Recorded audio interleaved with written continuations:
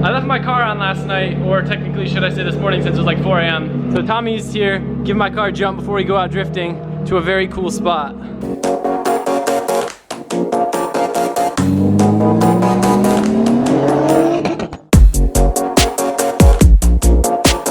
It's about an hour and 20-minute drive, which isn't that bad, but Tommy's car overheats when he's going over like 60, and my car steering wheel shakes like crazy if I'm not going over 65. So this has been a very complicated highway drive. And now something's wrong with Tommy's car. I'm about to go check. We just had to pull over on the side of the highway. Tommy's car was smoking quite a bit. I thought it was turbo seals, but there was smoke coming out of the engine bay too. Tommy thinks it might be like rings or, yeah, it smells like oil. The turbo going bad out of an, like random like that, it might cause a whole bunch of blow by to happen, which would come out of the valve covers. But, shh. Yeah, please be quiet. So you're just gonna drive it over to Tom's and trailer back? Weren't we just talking about how your RB was reliable this morning? I told you we shouldn't have said anything. I'm sorry. Oh, is he pulling over again? Yeah, he's pulling over.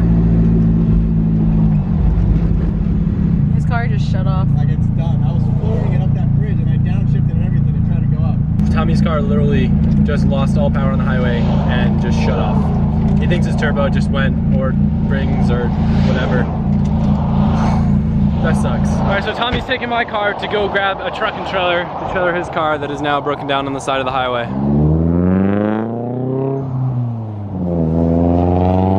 We've created a cool little system where we have some of the spare wheels out of Tommy's car with a floor mat on them, and we've been kind of like sitting back to back so we can lean, and it's much more comfortable than if we were, you know, sitting without a backrest.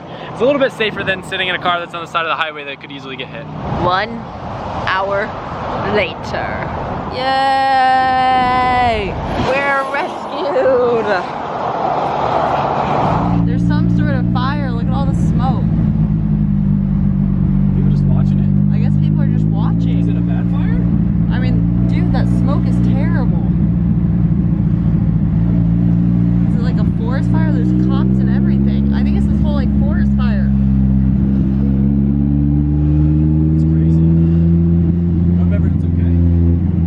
There's tons of cops, fire engines and everything. And they have so many fires out in this area. That sucks. It's because Florida's in the worst. Oh my gosh, look at that. Florida's in the worst, what's it called? Drought. The worst drought since like 1908 or something. That's horrible.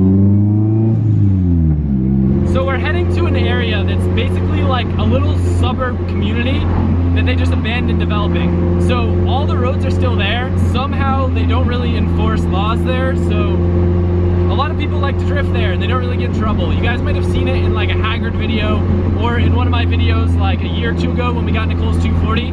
But we just, or Miata, sorry. We just kind of walked around though because I had my BMW and I wasn't trying to drift out there. It's a little bit sketchy, but I think it'll be much less sketchy than Ebisu in terms of like going off. I understand there's like little drops and stuff. We'll see though. Got a fresh kit and I'm trying to shred. So we're entering the area now. What's kind of cool about this place is there's people that bring trucks out here, go mudding. There's people that bring street bikes out here and like do tricks or race around, whatever street bike people do. So it's kind of like a place where everyone goes. Mud runs. All right, so this is like the little pits area. Kind of just got our stuff chilling here. And then this around here is the track. This turn here is definitely the nicer part.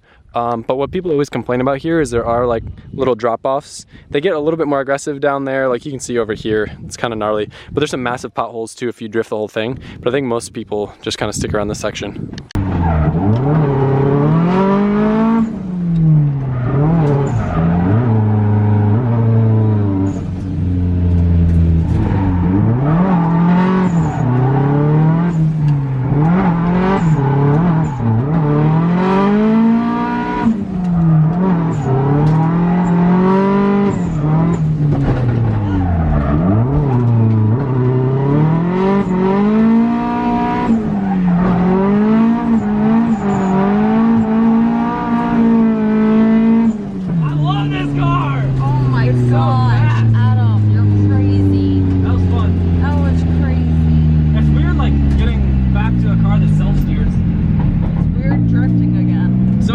Elaborate plan for filming, but I forgot my drone and all my GoPro stuff's all over the place, so we're kind of being lazy, but we're definitely gonna be coming back here. My friend.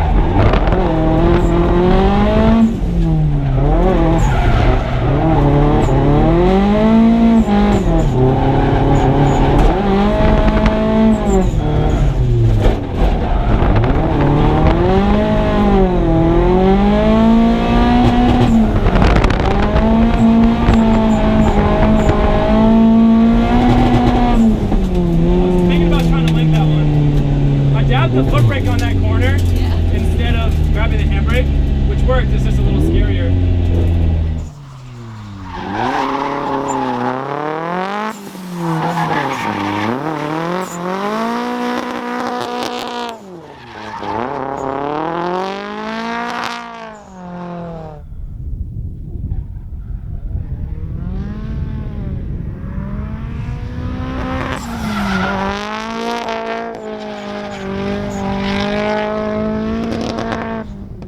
You said this thing runs 11s?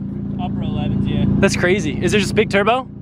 Not right now, it's a KO3S. It pushes 20 PSI. Wow. It looks really cool.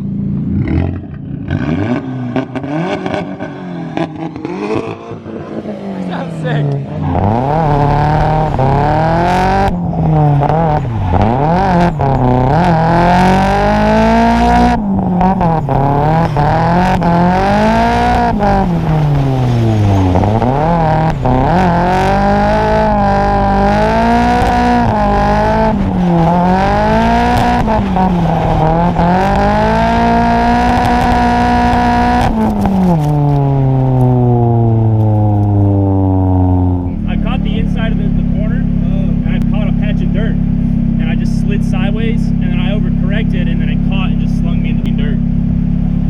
Good though. I'm sorry. No, you're good, dude.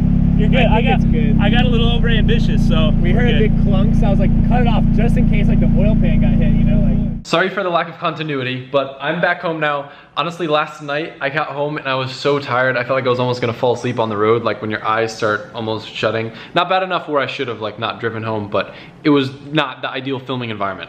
Now, talking about the car in comparison to my JZX in Japan, it did not take any time to get used to driving on the left side of the car again. I thought it might be a little bit weird, but it wasn't at all. The weirdest thing was getting used to the change in where the power comes on with the car. So my JZX made like tons of power, somewhere around like 3,000, 4,000 RPMs, where this car, all the power is like 5,500 RPM and above. So I had to kind of change my driving style a little bit.